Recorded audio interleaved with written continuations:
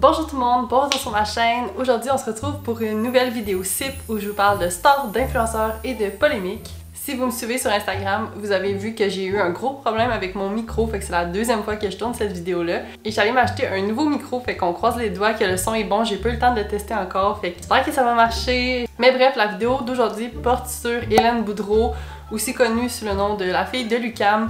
Et je vais vous parler pas seulement d'elle, je vais vous parler aussi d'autres choses qui touchent un peu à ces controverses, fait que on va parler de son OnlyFans, on va parler de son arrestation à Hawaï, on va aussi parler de ses chirurgies plastiques et aussi bien sûr de l'histoire des jujubes. Mais avant de commencer, si vous voulez vous abonner, liker la vidéo, je sais qu'il y a plein de gens qui écoutent mes vidéos puis qui sont pas abonnés, puis personne va le savoir là, puis moi ça va m'aider. Fait que allez faire ça, sinon ben on commence la vidéo tout de suite.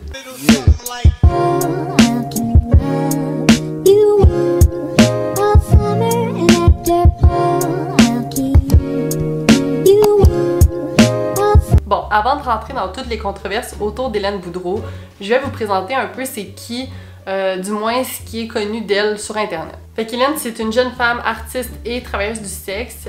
Côté artiste, elle a fait plusieurs toiles, elle a vendu plusieurs toiles et elle a aussi été tatoueuse. Je vais vous avoir mis un petit peu d'images ici. Et finalement, elle s'est fait connaître au début 2021 avec sa controverse quand elle a pris sa photo de finissante à l'université de l'UQAM et qu'elle a décidé de montrer ses noix de coco, on va dire, mais on voyait pas tout là, mais on voyait quand même beaucoup.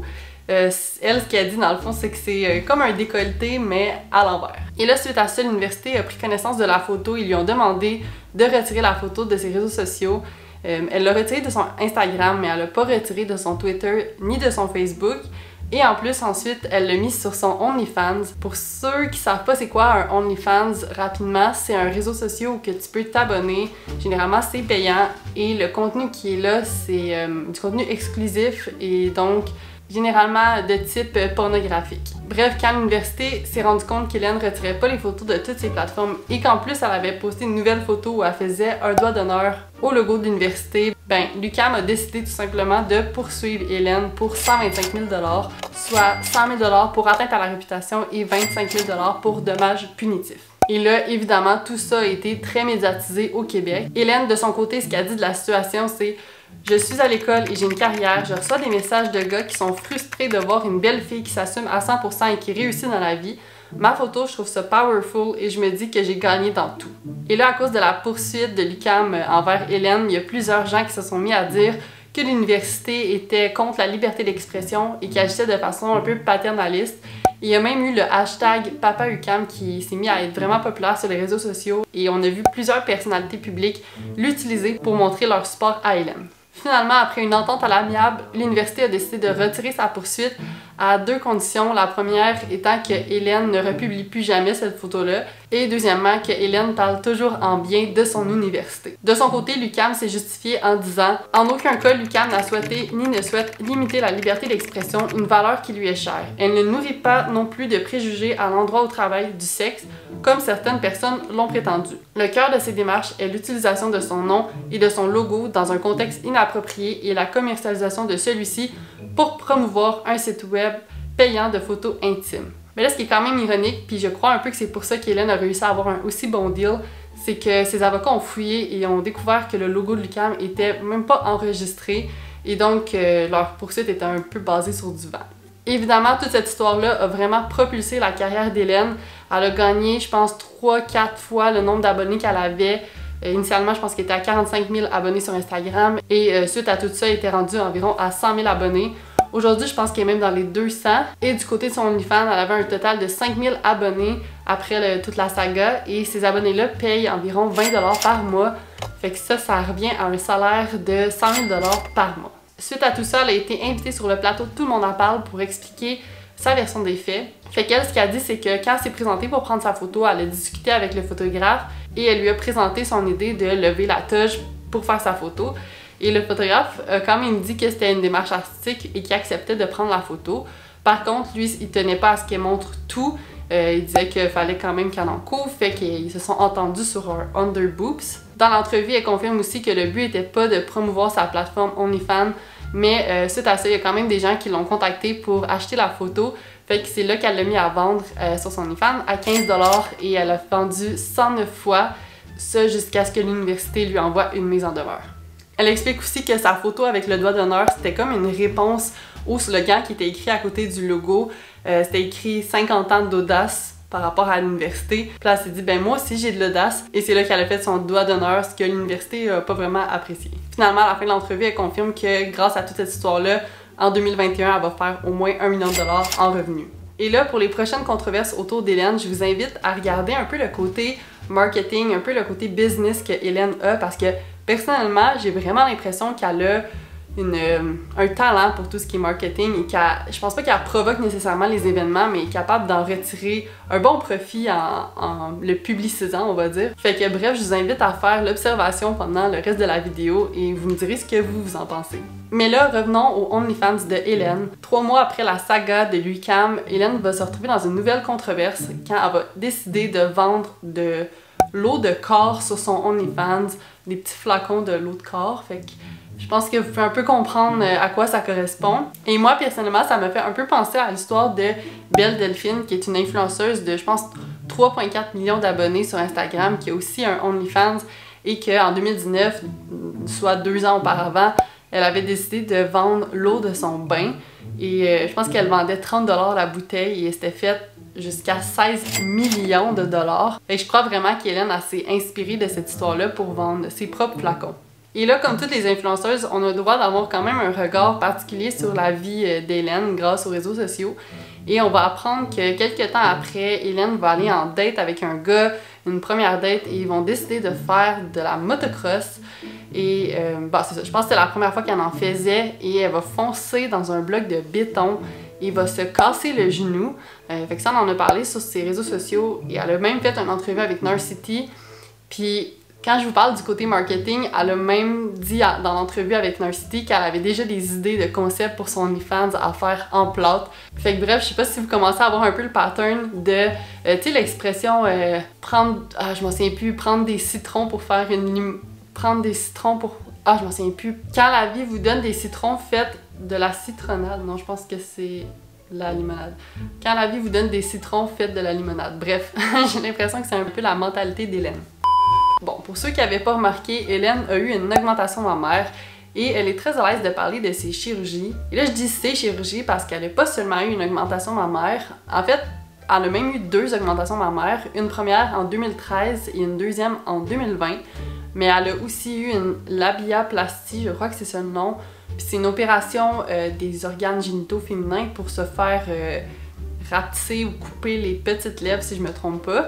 Et sinon, elle a aussi eu un Brazilian butt lift avec un BBL. Et au final, elle estime le coût de ses chirurgies à environ 20 000 $. Moi, personnellement, je trouvais que c'était pas si élevé quand on compare le nombre de chirurgies.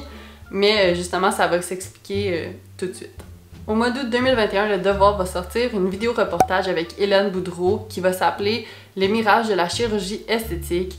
Et dans ce reportage-là, Hélène va raconter une histoire traumatisante qu'elle a vécue en Tunisie quand elle s'est fait faire des chirurgies esthétiques. La chirurgie qu'elle s'est faite, c'était le Brazilian butt lift et sa deuxième augmentation mammaire. Mais là, on va vraiment se concentrer sur son BBL. Pour ceux qui ne le savent pas, c'est quoi un Brazilian butt lift? C'est une chirurgie, dans le fond, en fait, c'est 2 chirurgies. La première, c'est une liposuction, fait qu'ils vont venir aspirer le gras un peu partout dans ton corps et ensuite te le réinjecter dans les fesses. Et ça, dans le but d'avoir un peu une silhouette à la Kim Kardashian, qui est une taille assez fine avec un fessier plus volumineux. Mais si vous ne saviez pas, cette chirurgie-là est considérée comme une des chirurgies les plus dangereuses. Son taux de mortalité est 16 fois plus élevé qu'une chirurgie normale.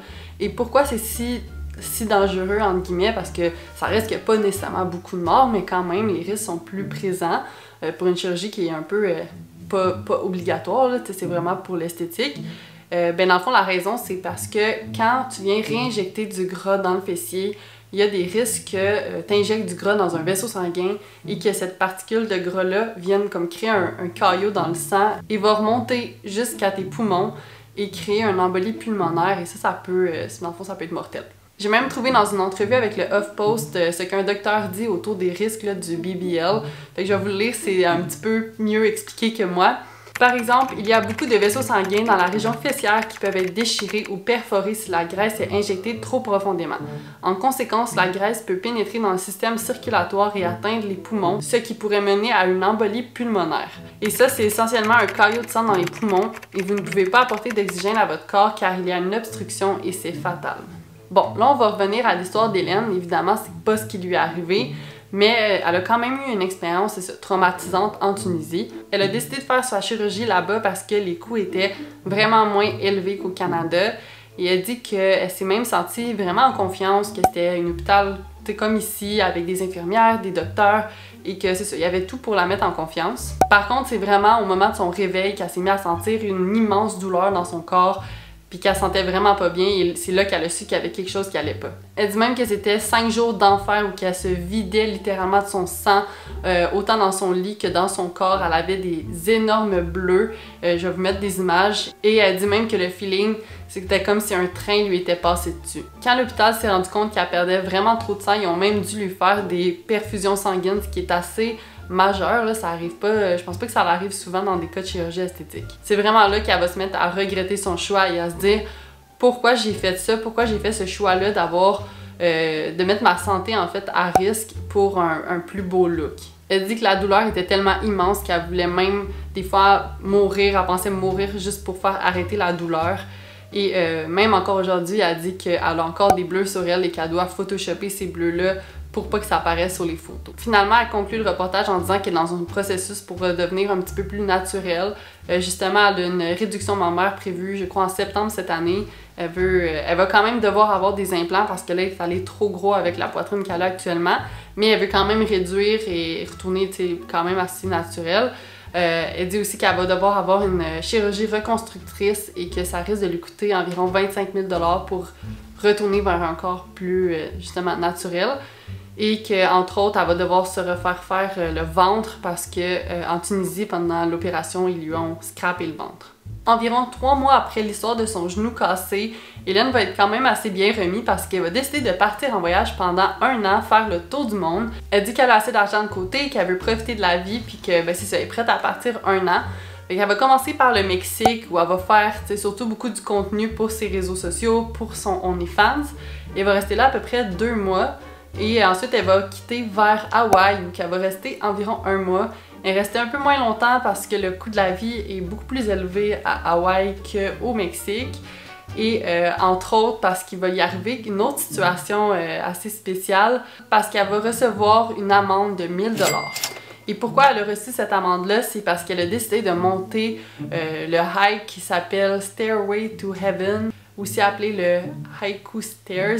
Désolée de mon accent, c'est vraiment horrible, mais c'est les fameuses marches qu'on voit partout sur les photos de voyage à Hawaï. Et c'est ça, c'est un hike par contre qui est illégal à faire, mais elle a décidé de le faire quand même. Et je vais vous expliquer pourquoi ce hike-là est illégal. Donc la construction date du début des années 40 et le but était en fait de construire une voie d'accès pour atteindre le sommet de la montagne et d'y construire une station de radio secrète qui allait permettre aux Américains de communiquer avec les Marines au large du Pacifique, tout ça pendant la Deuxième Guerre mondiale. Le nombre total de marches sur l'escalier est de 3922 marches. Et en fait, c'était possible d'aller monter sur cet escalier-là dans les années 70 jusqu'à environ 1987. Mais la ville, ou en tout cas la place, a décidé de fermer accès aux touristes, en fait fermer l'accès tout court, là, parce qu'il y avait un trop grand achalandage et il y avait même des gens qui se rendaient sur des propriétés privées autour, qui saccageaient un peu le tout, fait qu'ils ont juste décidé de fermer ça. Et en plus, c'est devenu de plus en plus non sécuritaire, on va dire, avec l'âge et le fait que l'escalier s'abîmait de plus en plus. En 2003, la ville a quand même décidé de faire une rénovation complète de l'escalier, ce qui a coûté environ 875 000 $, mais ils n'ont jamais finalement réouvert l'accès au public. En 2012, il y a même un homme qui a essayé de monter par les marches et il est décédé d'une crise cardiaque tellement que la montée était difficile. En 2014, c'est là que la ville va décider d'imposer une amende de 1 000 $ à tout le monde qui va essayer de monter par ce chemin-là pour essayer d'un peu de calmer les gens puis qu'il y ait de moins en moins de monde qui essaye de faire cette montée-là qui était quand même assez dangereuse. En 2018, la ville a décidé de fermer complètement l'accès et d'annuler le projet de le rendre public. parce qu'entre autres, il allait avoir un transfert de propriété, fait que ça passait comme du fédéral au municipal, et que là, la ville serait devenue responsable en cas d'accident si quelqu'un s'aventurait sur les escaliers. Fait que là, à la place, ils ont juste décidé de couper complètement l'accès à ces escaliers-là. Ils ont même aussi considéré démonter l'escalier complètement, mais les coûts seraient environ de 1 million de dollars, et ça fait que ça n'a pas vraiment été fait encore. En septembre 2021, fait que ça fait pas si longtemps que ça, la ville a fait un vote unanime qui disait comme quoi que il allait aller de l'avant avec le plan de démonter les escaliers et de payer les frais de 1 million de dollars. Mais il y a quand même un groupe bénévole qui s'oppose à ça, qui est pas d'accord à ce qu'on investisse 1 million de dollars pour juste désassembler des escaliers. Eux, ce qu'ils proposent, c'est de vraiment mieux sécuriser l'entrée et... Bref, comme je vous ai dit, Hélène a quand même décidé d'essayer de monter ce hike-là et elle s'est fait attraper par les autorités américaines et elle a reçu l'amende de 1000 $ et peut-être même aussi un dossier criminel. Fait que ça, c'est pas encore complètement confirmé aux côtés de son dossier criminel. Là, je pense qu'elle passe en cours pour essayer de le contester. Elle a fait une vidéo à ce sujet, je vais vous la mettre en bas dans la description si jamais ça vous intéresse. Et là, finalement, après son périple à Hawaï, elle va décider de quitter vers Dubaï pour aller fêter, entre autres, le Nouvel An. Et elle va rester là environ 1 mois. Il n'y a pas vraiment de controverse qui s'est passée là-bas, mais restez jusqu'à la fin de la vidéo parce que je vais revenir sur Dubaï et je vais vous parler un peu d'une image assez dark et trash de ce qui se passe là-bas. Fait que bref, on y revient plus tard. Et là, finalement, contre toute attente, Hélène va pas décider de continuer son voyage qu'elle avait prévu, qui allait durer 1 an. Elle va décider de rentrer directement au Québec après son voyage à Dubaï. Et dans le fond, ça va avoir duré 4 mois, mais ce qu'elle dit, c'est qu'elle a dépensé vraiment plus qu'elle pensait, soit environ 50 000 $ et qu'elle est fatiguée, puis qu'elle a hâte de retrouver une routine. Je crois même qu'elle disait qu'elle bougeait d'endroit à chaque 3-4 jours, puis ça l'épuisait vraiment beaucoup. Qu'elle voulait se regrounder ici au Québec et éventuellement retourner voyager. Et là, notre Hélène nationale se casse une jambe en avril 2022, fait très récemment, pendant le tournage d'un film 3X, si je me trompe pas. Par contre, après, sur Instagram, elle a expliqué que ça serait peut-être son fémur qui serait cassé. Fait que là, bref, je sais pas si c'est sa hanche ou son fémur, mais dans les deux cas, c'est quand même un gros os, là, et qu'elle va avoir environ 4 mois de réhabilitation à faire. À part ça, il n'y a pas vraiment plus d'informations, mais c'était juste pour vous montrer un peu sa malchance. Tu sais, son genou l'année d'avant, là, c'est sa hanche ou son fémur, mais bref. Et là, on arrive à la dernière controverse autour de Hélène, qui est l'histoire des jujubes, des fameux jujubes. En fait, ce qui s'est passé, c'est qu'elle a décidé de faire un live devant 300 personnes où qu'elle allait se faire plaisir avec des aliments, ou en tout cas qu'elle allait se rentrer différents types d'aliments, dont des jujubes. Fait que dans son live, elle a mis son derrière en évidence et s'est mis à rentrer les jujubes un à un et à les expulser aussi. Mais tu sais, ce qui devait arriver arriva et en forçant un petit peu trop fort, il y a une coulisse brunâtre qui est sortie et qui a coulé le long de sa jambe et qui a finalement atterri sur son clavier d'ordinateur. Et ben là, comme je l'ai dit, c'est une coulisse liquide, là, donc ça a comme rentré dans son ordinateur et ça l'aurait fait arrêter de fonctionner, là, il aurait comme brisé. Et là, ce qui est quand même ironique, c'est que pendant qu'on était distrait avec l'histoire d'Hélène au Québec, il y avait une controverse beaucoup plus importante, on va dire, ou beaucoup plus majeure qui se passait à l'international et qui touchait le même sujet, soit les matières fécales. Et je vous parle ici du Dubai Porta Potty. On a mon petit chat qui vient vous faire un petit coucou. Mais bref, revenons à la vidéo. Fait que si vous voulez en savoir plus sur l'histoire du Dubai Porta Potty, je vous invite à aller voir la vidéo de Tony DSTS, je crois que c'est ça son nom. C'est pas mal là que la majorité de mes informations vont venir. Et là, gros trigger warning sur ce que je m'en vais dire. Si vous voulez pas écouter ça, en fait, c'est trigger warning parce qu'on va parler, comme j'ai dit, dans le sens, si vous avez le cœur sensible, skippez cette partie-là et allez tout de suite à cette minute-là. Et là, porta potty, ce que ça veut dire, c'est toilette portative. Et dans le fond, d'où que ça vient, c'est parce qu'il y a une vidéo qui s'est mise à circuler sur les réseaux sociaux la semaine passée où on voyait une jeune femme se faire chier dessus dans la bouche, littéralement, par un homme. et ce serait un homme, genre un milliardaire de Dubaï, et ça semblerait, en fait ça l'a fait comme ressortir plusieurs témoignages de femmes qui avaient vécu des expériences similaires à Dubaï. Mais d'où ça vient tout ça? En fait, ça serait pas vraiment nouveau, il y a plusieurs témoignages qui sortent comme quoi que des femmes se feraient approcher par des milliardaires de Dubaï et qui les invitent dans le fond à aller sur place en échange, en les payant en échange de faveurs sexuelles. Ils se font approcher majoritairement sur les réseaux sociaux. Mais là, souvent, c'est que rendu sur place, le deal change complètement et que c'est seulement rendu à destination, souvent même pendant qu'ils font l'acte, que les femmes sont forcées à faire d'autres types d'actes. Et on parle ici d'abus sexuels. Des fois, c'est même des abus sur des mineurs qui sont forcés de faire. Ça peut être aussi même des relations sexuelles avec des animaux. Il y a aussi tout ce qui touche les matières fécales. Et tout ça en échange de très grosses sommes d'argent. Fait que comme je vous dis, il y a eu plusieurs témoignages qui sont ressortis, fait que c'est vraiment un phénomène qui existe pour vrai. Mais la différence avec ce cas-ci, c'est que c'est la première fois qu'il y avait vraiment une vidéo où on voyait les gens poser ces actes-là.